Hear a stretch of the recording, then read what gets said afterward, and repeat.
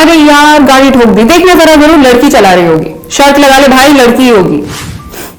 कितना स्टीरियोटाइप कर रखा है ना लड़कियों को कि गाड़ी चलाना तो उनके बस की बात है ही नहीं।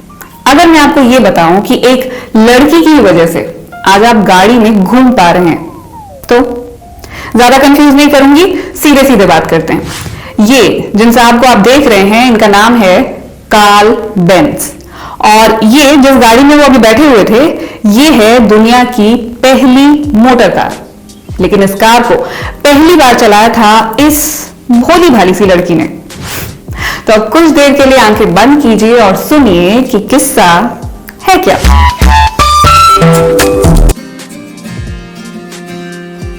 बचपन से लेकर अब तक आपने महिलाओं को किन किन भूमिकाओं में देखा है? माँ, बहन या पत्नी वाली भूमिका नहीं, प्रोफेशनली। कुछ पेशे ऐसे होते हैं जिनके साथ अक्सर महिलाओं को जोड़कर देखा जाता है, जैसे कि टीचर, नर्स या फिर एयर होस्टेस। आज हमें ये सब रूटीन सा लगता है, लेकिन कभी किसी ने ये सब पहली बार किया होगा। और जब आप पहली बार कुछ करने निकलते हैं तो आपको बहुत सी मुश्किलों का सामना करना पड़ता है, बहुत सी चुनौतियां आती हैं आपके सामने।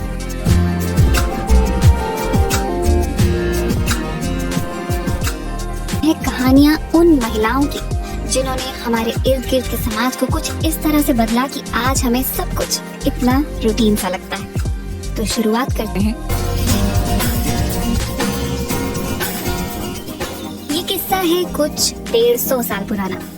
जर्मनी के छोटे से शहर फोर्ट्सहाइम में एक बेर्था नाम की लड़की रहती थी। उसी शहर में एक होनहार इंजीनियर भी रहा करता था।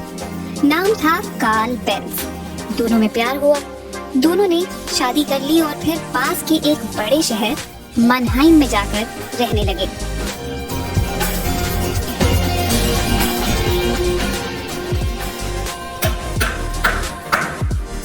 पति मैकेनिकल इंजीनियर थे। मशीनों का उन्हें खूब शौक था, इसलिए उनका ज्यादातर वक्त वर्कशॉप में नई नई मशीनें बनाने में ही गुजरता था।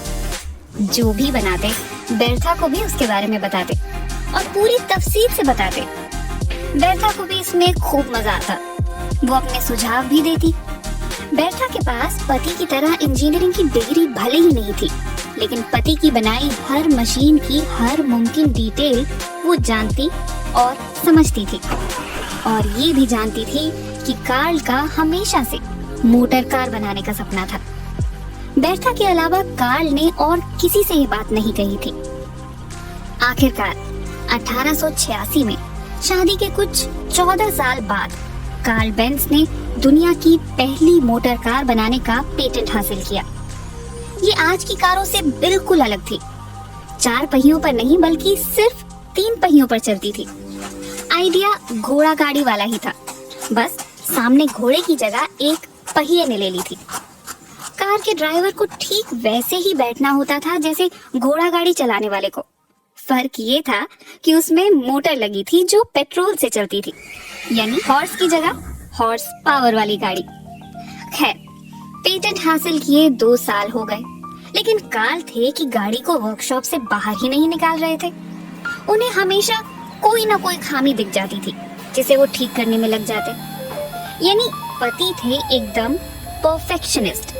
चाहते थे कि अपनी इस कार को दुनिया के सामने तभी लेकर आएंगे जब पूरी तरह से तैयार होगी, एकदम परफेक्ट। लेकिन बेर्था को डर था कि ऐसे में कहीं बहुत देर ना हो जाए। और भी लोग थे जो इस तरह की मशीनों पर काम कर रहे थे, वो आगे निकल जाते। अब समझाने से तो कार्ल समझने वाले थे नहीं, तो बेर्था ने क्या किया, वही जो हिंदी फिल्मों में हर बीवी करती है, बस्ता उठाया, बच्चों को साथ लिया और मैं मायके जा रही हूँ।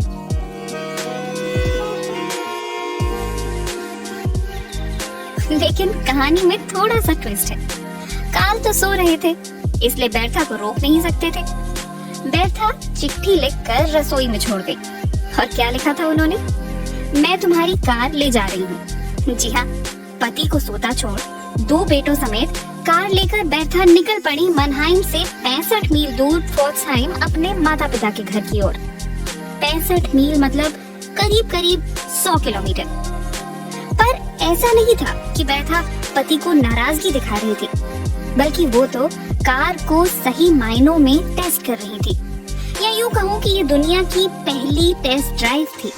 उन्हें पता था कि कार का इंजन ऑन होगा तो पति की नींद टूट जाएगी, इसलिए दोनों बच्चों से कहा कि धक्का मारकर गाड़ी को चुपचाप घर से दूर ले चलो। अगस्त का महीना था, इसलिए गाड़ी को टेस्ट करने के लिए मौसम भी अच्छा था और बच्चों की स्कूल की छुट्टियां अभी शुरू ही हुई थी, तो नानी के घर तो उन्हें यूं भी जाना ही था। बच्चे उत्साहित थे कि इस बार नानी के घर तक का सफर कुछ अलग अंदाज में पूरा होगा।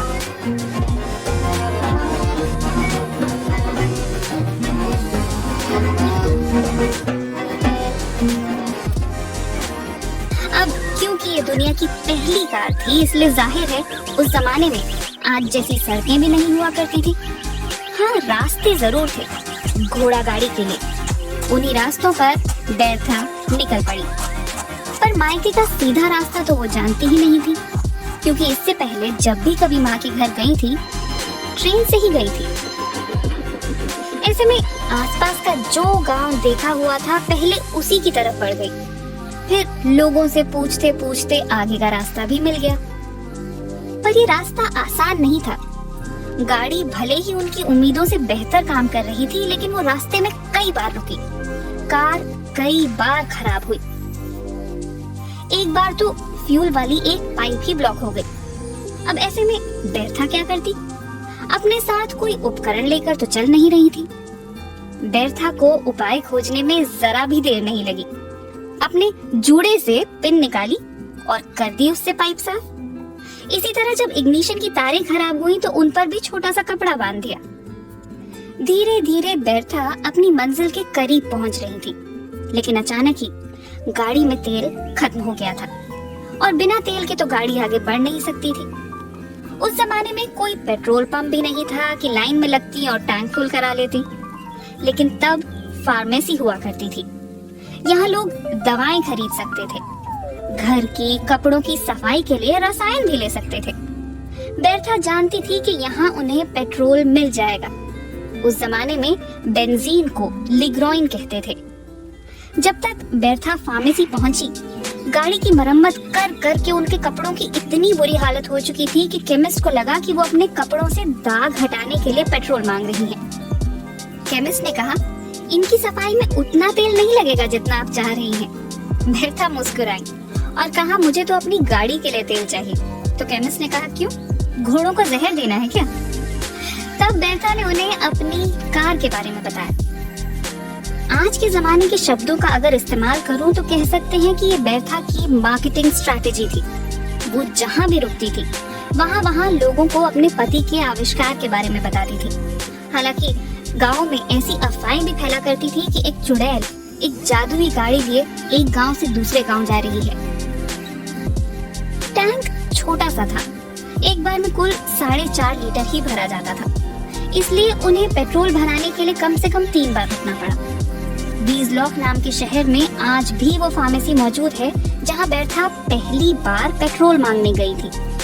वो फार्मेसी आज खुद को शान से दुनिया का पहला पेट्रोल पंप कहती है। पेट्रोल के खत्म होने से इंजन का बंद हो जाना जितनी बड़ी समस्या थी, उतनी ही इंजन की ओवरहीटिंग की दिक्कत भी थी, इसलिए बार बार पानी की जरूरत पड़ती थी। हर 20 किलोमीटर में पानी भरना पड़ता। रास्ते में कोई नहर या नाला मिल जाता तो वहाँ से पानी ले लेती, नहीं मिलता तो गांव वालों से पानी मांगती। इस तरह रास्ते भर में कई बार अड़चने आई। एक जगह उन्हें गाड़ी को पहाड़ी पर चढ़ाना था, लेकिन इंजन सिर्फ 2.5 हॉर्स पावर का था, इसलिए ऊंचाई पर गाड़ी चढ़ ही नहीं पा रही थी। उस वक्त उन्होंने पास ही खेतों में 2 लड़कों को काम करते देखा और उनसे गाड़ी को धक्का लगाने को कहा। पूरे रास्ते में कई बार बेटों को भी 360 किलो की इस कार को धक्का लगाना पड़ता और ऊंचाई से ज्यादा जोखिम होता था ढलान पर। यहाँ गाड़ी के ब्रेक का टेस्ट हो जाता था। इस कार में ब्रेक पैरों में नहीं बल्कि हाथ में थे। बेर्था ने सोचा कि इस तरह तो ब्रेक घिस जाएंगे। जानते हैं उन्होंने क्या किया? गाड़ी को मोची के पास लेकर गई और कहा कि इसके ऊपर चमड़ा चढ़ा दो। इस तरह से उन्होंने ब्रेक लाइनिंग का आविष्कार किया।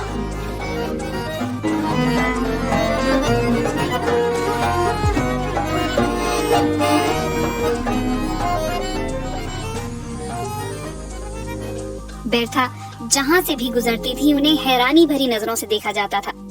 इससे पहले कभी किसी ने इस तरह की गाड़ी नहीं देखी थी। इस तरह से बेर्था की टेस्ट ड्राइव अपने आप में एक प्रमोशनल इवेंट भी बन गई। न केवल बेर्था ने पता लगाया कि कार में क्या क्या सुधारने की जरूरत है, बल्कि लोगों में कार को लेकर उत्सुकता भी जगाई।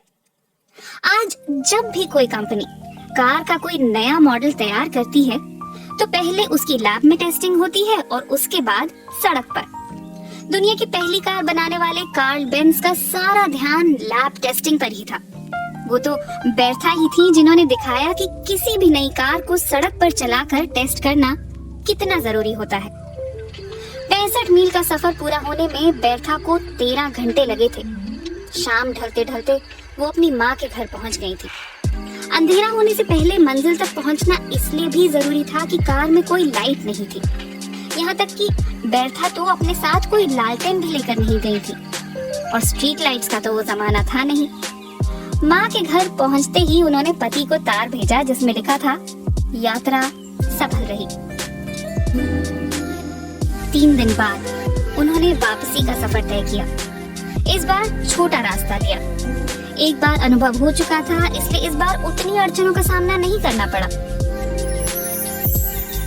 बेर्था की इस टेस्ट ड्राइव के बाद कार्ल बेंज ने गाड़ी के गियर और ब्रेक में सुधार किया और इसके बाद कारों की बिक्री शुरू हो गई।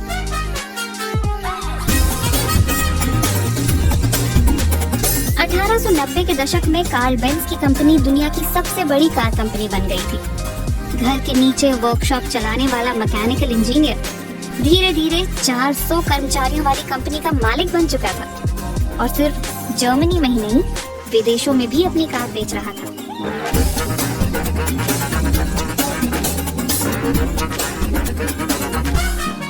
वो कहते हैं ना, हर सफल आदमी के पीछे एक महिला का हाथ होता है। बेर्था बेंज ने इस बात को बिल्कुल सच कर दिखाया। वो ना होती तो आज दुनिया को मर्सिडीज बेंज जैसी गाड़ी नहीं मिली होती।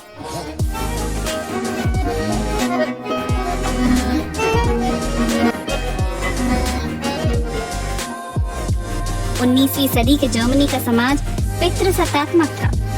बेर्था अपने माता पिता की तीसरी संतान थी और हालांकि उनका जन्म एक संपन्न परिवार में हुआ था, पर जब वो पैदा हुई थी तब उनकी माँ ने परिवार की एल्बम में लिखा था, दुर्भाग्यवश एक बार फिर बेटी ही हुई है। इस एक वाक्य ने बेर्था की जिंदगी में बहुत बड़ी भूमिका निभाई। बचपन में ही इसे पढ़ने के बाद उसने ठान लिया था कि एक दिन अपनी माँ को साबित करके दिखाऊंगी कि एक लड़की भी वो सब कर सकती है जिसकी उम्मीद लड़कों से की जाती है।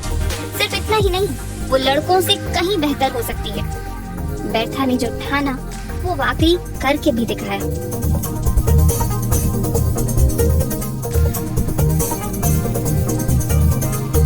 अपने पति के बारे में वो जानती थी कि तकनीक में उनका दिमाग जितना अच्छा चलता है, बिजनेस में उतना ही बुरा।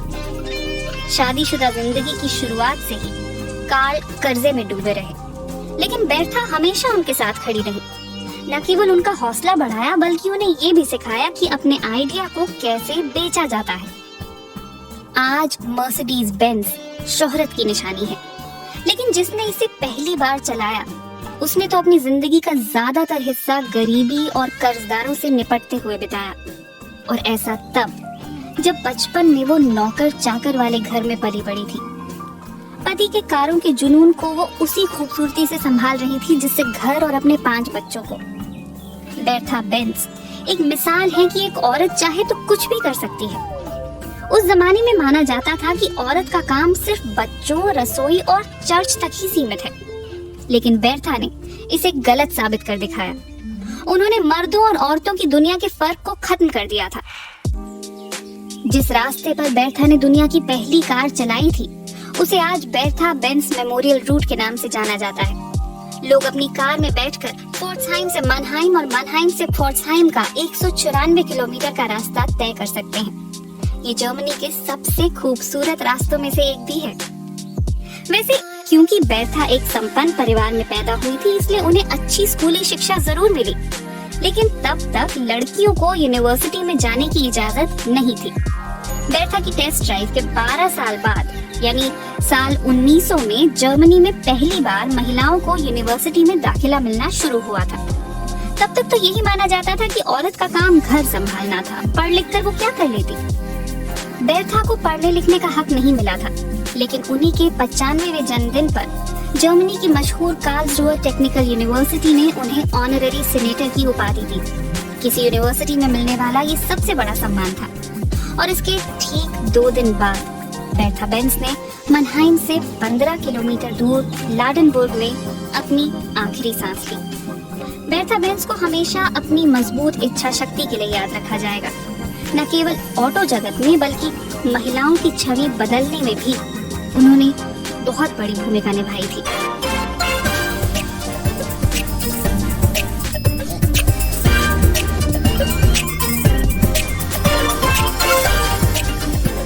अक्सर जब एक औरत समाज के उसूलों को तोड़कर कुछ नया करने निकलती है तो उसे जिद्दी हठी कहा जाता है, लेकिन वही औरत जब लोगों के लिए मिसाल बन जाती है तो ये शब्द बदल जाते हैं। फिर दृढ़ निश्चयी, मजबूत इच्छा शक्ति जैसे भारी भरकम शब्द इस्तेमाल होने लगते हैं। आज के लिए बस इतना ही, और याद रखिए कि अगली बार अगर कोई आपसे कहे कि गाड़ी चलाना औरतों के बस की बात नहीं, तो उन्हें बता दीजिएगा कि दुनिया की पहली गाड़ी एक औरत ने ही चलाई थी। नमस्कार।